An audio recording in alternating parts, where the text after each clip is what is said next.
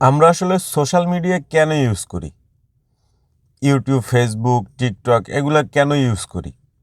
আসলে এর কারণ ২ টা হইতে পারে। ১ম কারণ আমাদের সময় কাটানোর জন্য, ২য় কারণ এখান থেকে কিছু টাকা ইনকাম করার জন্য।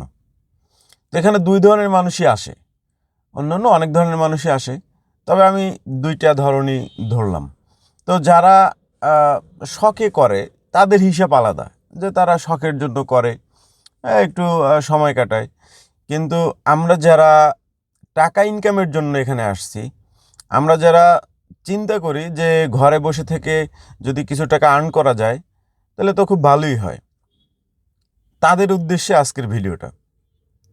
১ম কথা হইলো, সোশ্যাল মিডিয়া এমন একটা জায়গা, এখানে আপনি একা, একা কখনোই সফল হইতে পারবেন না। আপনি কারো না কারো সাহায্য করবেন, আবার আপনাকে কেউ না কেউ সাহায্য করবে।